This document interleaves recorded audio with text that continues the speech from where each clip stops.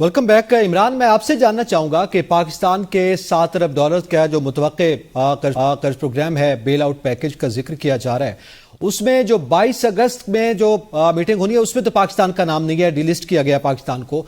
आप क्या समझते हैं, जबकि हमारे वजीर खजाना बार बार ये बात करते हुए दिखाई दे रहे हैं कि हमें उम्मीद है कि हमारा ये मामला बढ़ पाएगा, बल्कि अब तो उन्होंने कहा है कि इससे पहले जो भी बहुत शोर मचा था और बहुत पहले बात भी की गई थी, लेकिन उसके बावजूद हम कामयाब हुए, तो अब भी सूरत हाल इसी तरह है।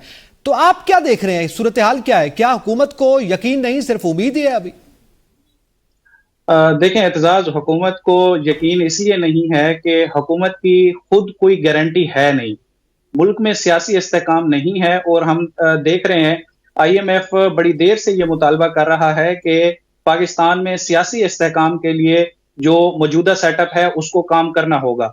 लेकिन यहाँ पर हम देखते हैं कि एक मखसूस सियासी जमात को हर नए रोज के साथ नए मुकदमात और नए बोझ तले दबाने की कोशिश की जाती है, और हुकूमत खुद डायरेक्ट IMF से बात करने की पोजीशन में भी नहीं लग रही, और बार बार हम दोस्त ममालिक की तरफ देख रहे हैं।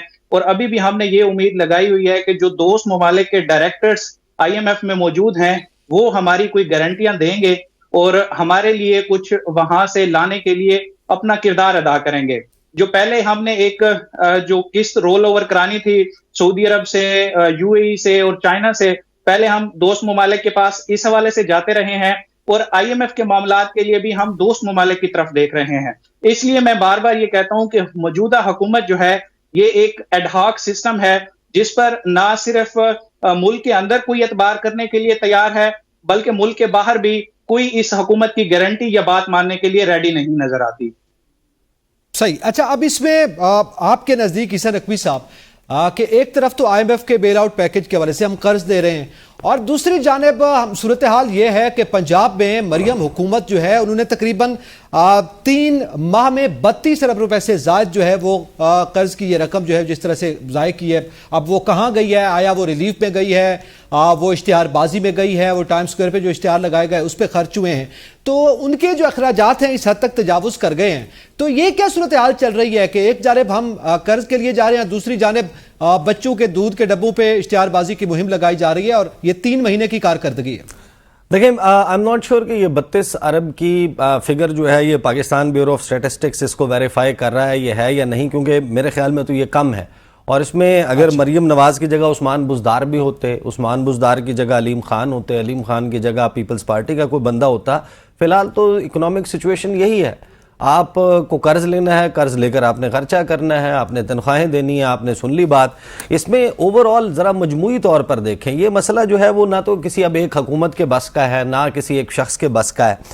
फॉर एग्जाम्पल हम कह देते हैं कि आज पाकिस्तान तहरीक इंसाफ की हुकूमत आ जाती है, क्या कल पाकिस्तान तहरीक इंसाफ की हुकूमत जो है वो मुल्की ख़जाना इतना बढ़ जाएगा कि वो वहाँ से पैसे निकाल देगी? असल चीज़ देखनी है डायरेक्शन जो है वो जिसका आप असल क्रॉनिक मसला है उसका आप इशारा कर रहे हैं। टिकटॉक के ऊपर फोकस या फिर इन मामलात के ऊपर हुकूमत को अपनी प्रायोरिटीज़ ठीक करने की ज़रूरत है। आज ठीक है कि हम इस बात के ऊपर शोर मचाएं, तनकीद करें कि इमरान खान साहब के 42 माह का जो दौरे हुकूमत था उसमें मुल्की कर्जा जो है वो 18,000 अरब रुपए, ये एक बहुत बड़ी अमाउंट है, वो ले लिया गया। लेकिन क्या हम उसको तनकीद का निशाना बनाएं और इस बात को तनकीद का निशाना ना बनाएं कि उसके बाद शहबाज शरीफ की जो PDM हुकूमत 16 महीने की बनी उसमें 19,000 अरब यानी 1,000 अरब ज्यादा और कितने माह कम में कर्जा लिया गया।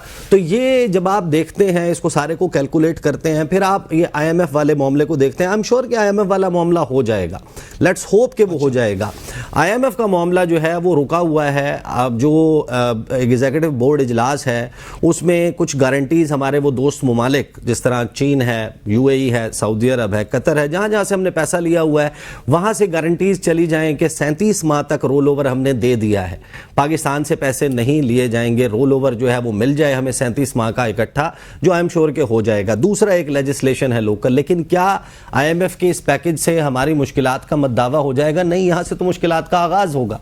اس کے بعد آپ نے بہت ساری ایسی چیزیں کرنی ہے, آپ نے سرمایہ کاری لانی ہے, لوگوں کو کانفیڈنس دینا ہے, معیشت کا پہیہ چلانا ہے. یہاں جو ارب پتی کھرب پتی لوگ ہیں ان کو یہ گارنٹی دینی ہے کہ یہاں پر کوئی دنگا فساد نہیں ہوگا, کار سرکار چلتا رہے گا, کسی کا پیسہ نہیں ڈوبے گا, ہم اور کوئی مزید چھیڑ چھاڑ نہیں کریں گے, کوئی سڑکوں پر ہنگامہ نہیں ہو جائے گا. جب آپ یہ یقین دلائیں گے تو معیشت چلے گی, سرمایہ کاری آئے گی. فائنینشیل ٹائمز کا 2 دن پہلے کا آرٹیکل پڑھ لیں, سعودی عرب نے اپنی پالیسی کس حد تک تبدیل کر دی ہے. $925 ارب کا ان کا جو ویلفیئر سوورن فنڈ ہے, PIF ہے, پب فنڈ ہے, اس میں سے تو پیسے انہوں نے باہر لگانا چھوڑ دیے ہیں. تو ہماری تو ساری آس ہی سعودی عرب پہ تھی کہ وہاں سے ہمیں لگ بھگ $25 ارب مل جائے گا. تو یہ پل آف کرنا, یہ میجیکل نمبر جو ہے اس کو اچیو کرنا, یہ ڈپلومیٹک اچیومنٹ کیا موجودہ سیاسی صورتحال میں پاکستان کے ملٹری اسٹیبلشمنٹ یا جو موجودہ حکومت ہے, جس کا عمران نے بھی جس کے اوپر ابھی تبصرہ کیا اور ہم سب یہی تبصرہ کرتے ہیں کہ ان کا فوکس جو ہے وہ پہلے دن سے, جس دن سے یہ آئے تھے, وہ اصل معاملے کے بجائے, اکانومی کے بجائے, وہ عمران خان کو شکست دینا اور یہ تاثر دینا کہ ہاں ہم نے اس کو شکست دی ہے. تو آپ اپنی پرائورٹیز تو فکس کر لیں. The fact of the matter is کہ حکومت کی کوئی پریس کانفرنس میں سے لفظ عمران خان منہا کر دیں تو آپ کو ایک گونگی پریس کانفرنس ملے گی. Fact of the matter is کہ اس وقت آپ تمام ٹیلی ویژن چینلز کے ٹاک شوز پچھلے 10 دن کے اٹھا کر دیکھ لیں, کسی ایک نے بتایا ہو یا سیگمنٹ کیا ہو کہ میاں محمد نواز شریف نے یا میاں محمد نواز شریف کے ساتھ لیا کہ کسی بندے نے چھانگلہ گلی یا مری کے کسی فلاں شاہراہ کے اوپر رک کر سیلفیاں اتروائیں. تو اس وقت ریلیونٹ کون ہے؟ ریلیونٹ پاکستان کی سیاست میں وہ ہے جس کے بارے میں آپ پچھلے سیگمنٹ میں بات کر رہے تھے. وہ جلسہ کرے تو ریلیونٹ ہے, نہ کرے تو ریلیونٹ ہے. آپ نے اس پہ تنقید کرنی ہے, نفرت کرنی ہے, محبت کرنی ہے, جو بھی.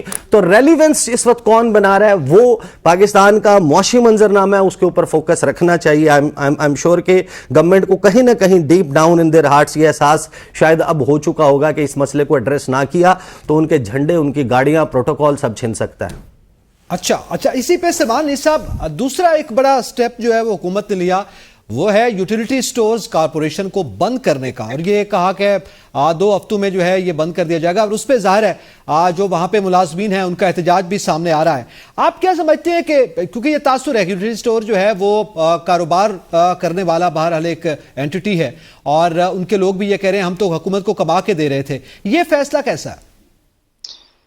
کنٹروورشل فیصلہ ہے, اور میں اس بات کے بالکل حق میں نہیں ہوں کہ جو گورنمنٹ ہے وہ پرائیویٹ بزنسز کے اندر جو ہے وہ وینچر کرے اور وہ اپنے آپ کو ایز اے بزنس اینٹی جو ہے وہ لے کے جائے. Fact of the matter is very very saddening. جس طرح باقی حکومت کے ادارے ہیں, جس طرح باقی حکومت کی کارپوریشنز ہیں, اس کے اندر یوٹیلیٹی اسٹور کے اندر جو پروکیورمنٹ ہے اس میں میسو لیول کے گھپلے ہیں. آپ کو اندازہ نہیں ہوگا کہ ایک LDC جسے ہم لوور ڈویژنل کلرک یا UDC لیول کے جو لڑکے ہیں, کلرک لیول کے جو لوگ ہیں, وہ اربوں کے گھپلے وہاں پہ کرتے ہیں. آپ کوئی نارمل کموڈٹی وہاں پہ رجسٹر کر کے دکھا دیں تو اس حساب سے تو گورنمنٹ کا جو سٹینس ہے وہ بالکل ٹھیک ہے کہ ایک کرپشن کا گڑھ بھی ہے یوٹیلیٹی اسٹور. اور جہاں تک آپ لوگوں کا یہ نیریٹو ہے کہ جو گورنمنٹ کی مشینری ہے وہ آلریڈی جو پرائس چیک ہے اور میکانزمز ہیں ان کو ٹھیک جو ہے وہ فالو نہیں کر پا رہی, اور یہ ایک ایسی جگہ ہے جہاں سے لوگوں کو سبسڈائزڈ ریٹ کے اوپر چیزیں مل جاتی ہیں. کیا آپ لوگوں نے ان چیزوں کی کوالٹی چیک کی ہے جن ریٹس کے اوپر وہ اویلیبل ہیں؟ وہ جو اس کی کنزمپشن ہے وہ آپ اور ہم تو نہیں کر رہے, وہ تو غریب عوام کر رہی ہے.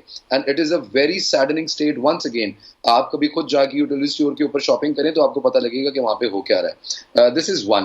اینڈ دوسری چیز ابھی بات ہو رہی تھی کہ ہم جس طرح میرے محترم پینلسٹ بات کر رہے ہیں کہ ایک ہی فرد واحد ریلیونٹ ہے, جب تک اس کو ٹھیک نہیں کیا جائے گا نہ معاشیات ٹھیک ہوں گی, نہ ملک ٹھیک ہوگا, نہ اکانومی ٹھیک ہوگی. پہلے بھی کہا تھا قبرستان بھرا ہوا ہے ایسے لوگوں سے جن کو لگتا تھا کہ ان کے بغیر جو ہے نا وہ دنیا ختم ہو جائے گی. ایسے نہیں ہوتا. ملک اور قومیں جو ہیں وہ فرد واحد کے اوپر نہیں چلتی. خان صاحب was not the end of this country and surely he was not the last person who can set things straight. Government کے جو معاملات ہیں, جو گورننس کے ایشوز ہیں وہ اپنی جگہ کے اوپر رہے.